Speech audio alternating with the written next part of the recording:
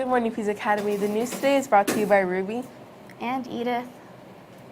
Welcome to the Secretary News Show, where we're bringing you today's live newscast. Today is Friday, February 28, 2020. Welcome to the 119th day of school. Now for today's weather report. Today is expected to be sunny. The high is expected to be 72 degrees Fahrenheit. The low this evening is projected to be 43 degrees Fahrenheit with a 0% chance of rain. Back to the studio. Thank you, Valeria. What's on the menu today? The menu today is Baja fish sticks, mini corn dogs, honey wheat roll, carrots, potato smiley fries, and fruity cocktail. The quote of the week is, respect is a two-way street. If you want to get it, you've got to give it. At this time, please stand for the Pledge of Allegiance. I pledge allegiance to the flag of the United States of America and to the republic for which it stands, one nation, under God, indivisible, with liberty and justice for all. Honor the Texas flag. I pledge allegiance to thee, Texas, one state, under God, one indivisible. Now for a moment of silence.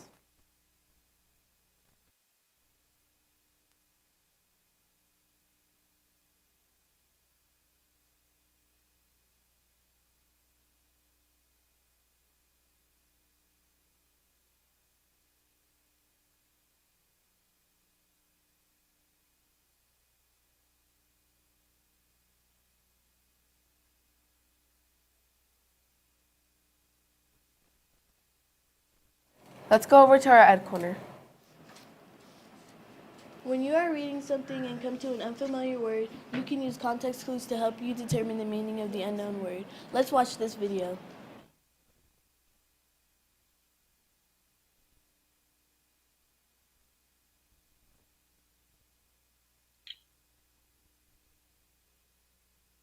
You realize that the world is full of cravens who pretend to be heroes. Quiet, Moby. You know Throne of Kings is my favorite show. Oh, craven is another word for coward. A mind needs books, as a sword needs a whetstone, if it is to keep its edge. Yeah, I guess there are a lot of confusing words in this show. Dear Tim and Moby, what are context clues?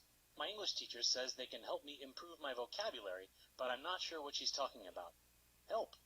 From George. Well, George, when we talk about context, we're talking about something's surroundings. You know, like the setting or the backdrop. Take a look at this picture. Can you tell what's missing by looking at the context? Heck yeah, a baseball. You can do the same detective work with words. Let me grab my Throne of Kings books and I'll show you. Yes, I've read them all. That's why I appreciate the show on a much deeper level than you. Anyway, when you see a word you don't know, it's usually surrounded by words you do know. So look at those words and see if they can help you fill in the blank. Take this for example. After dinner, a group of mummers entertained the guests by acting out the story of an evil wizard. You probably don't know the word mummer, but look at what the author says. The mummers entertain people and they act out stories. Can you think of another group of entertainers who act out stories? Right, actors. Mummers is an old-timey word for actors. Of course, there are different ways to look for context clues. Sometimes a mystery word can be defined by its antonyms or opposites. Take this passage. Unlike his genteel brother, Hubert displayed poor manners and crude behavior. The mystery word is genteel. From the context, we know that it's the opposite of someone who's crude and has bad manners. Right again. The word genteel describes someone who's classy and dignified, like that guy. You can also figure out a mystery word by looking for synonyms, or words that mean the same thing. Here, take this one. King Adenoid had married the comeliest woman in the realm, far lovelier and more beautiful than anyone in the 12 counties.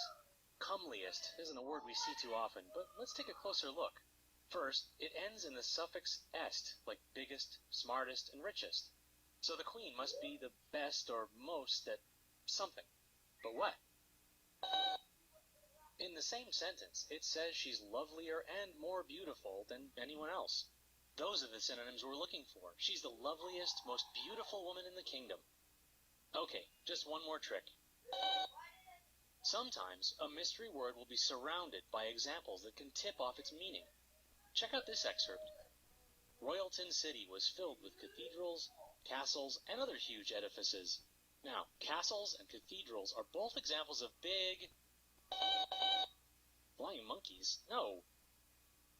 They're buildings, Moby. A cathedral's a building, so's a castle. So edifices means buildings. That's true. Sometimes there just isn't enough context to figure a word out. When that happens, there's no shame in using a dictionary. The thanes of these hibernal climes are mere vassals of the Iron Throne. Back to the studio. There are no birthdays for today. Let's go back to our ad corner for the book of the day. The title of this book is The Cardboard Kingdom. It's a comic book. Welcome to the neighborhood of kids who transform ordinary boxes into colorful costumes and their ordinary block into cardboard kingdom. This summer, when 16 kids encounter knights and rogues, robots and monsters, and their own inner demons, on one last quest to be before school starts again. In the cardboard kingdom, you can be anything you want to be. Imagine that. Do you want to know what this book is about? Make sure you check out this book in the library so you can read it and find out what happens. Back to the studio. The child words that have not been picked up are Javier Montes, Romina Rodriguez, Lexi Brendel, Samuel Ramirez, Lonnie Woods, and Jocelyn Ubanda. Please come to the news show studio or with Mrs. Espinosa to pick up your certificate. This concludes this edition of the Cyber Tiger News. This is Ruby signing off. And Edith signing off. Weather was by Valeria. Ed Corner was by Jada, Anai, and Jazabel. Switcher was Damien. Sound was Camila. Boom mic was Lonnie, and our lovely director, Mrs. Espinosa. For another exciting edition of the Cyber Tiger News. Have a tiger-rific day.